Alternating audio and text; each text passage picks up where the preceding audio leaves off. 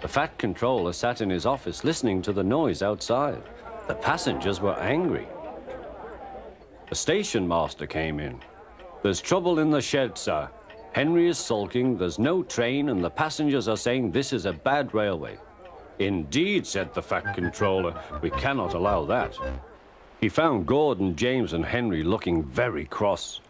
"Come along, Henry, it's time your train was ready." "Henry's not going," said Gordon.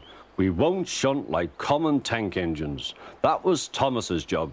We are important tender engines. You fetch our coaches and we will pull them. Tender engines don't shunt." "Oh, indeed," said the fat controller. "We'll see about that. Engines on my railway do as they are told." And he hurried away to find Edward. The yard has never been the same since Thomas left to run his branch line, he thought sadly. Edward was shunting. "Leave those trucks, please, Edward," said the fat controller. "I want you to push coaches for me in the yard." "Thank you, sir, that will be a nice change."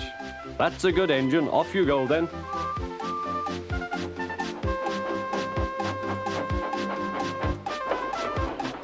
So Edward found coaches for the 3 engines, and that day the trains ran as usual.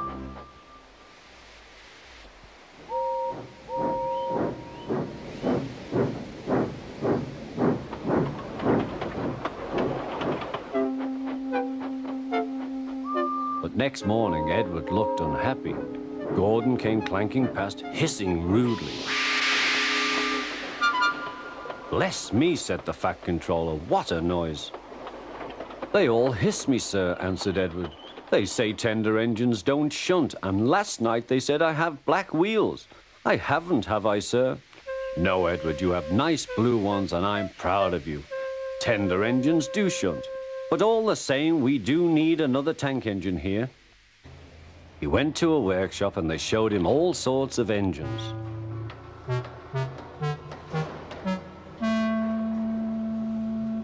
At last he saw a smart little green engine with 4 wheels. "That's the one," he thought. "If I choose you, will you work hard?" "Oh, sir, yes, sir." "That's a good engine. I'll call you Percy."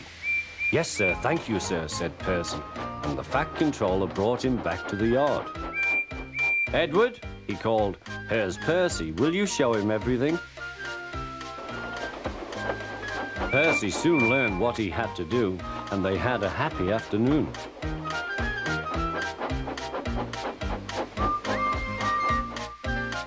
Then Henry came by, hissing as usual. "Shee!" went Percy. Henry jumped and ran back to the shed. "How beautifully you wheeshed him," laughed Edward.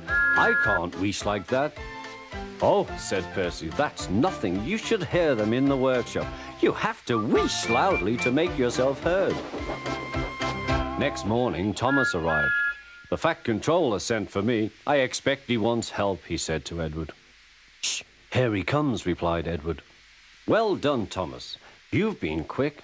Listen, Henry, Gordon, and James are sulking. They say they won't shunt like common tank engines. So I have shut them up, and I want you both to run the line for a while." "Common tank engines, indeed," snorted Thomas. "We'll show them." "And Percy will help too." "Oh, sir, yes, sir. Please, sir," answered Percy. Edward and Thomas worked the main line, greeting each other as they passed by. Percy puffed along the branch line. Thomas was anxious about Annie and Clarabelle, but both driver and guard promised to take care of them. There were fewer trains, but the passengers didn't mind. They knew the 3 other engines were having a lesson. Gordon, James, and Henry were cold, lonely, and miserable. They wished now they hadn't been so silly.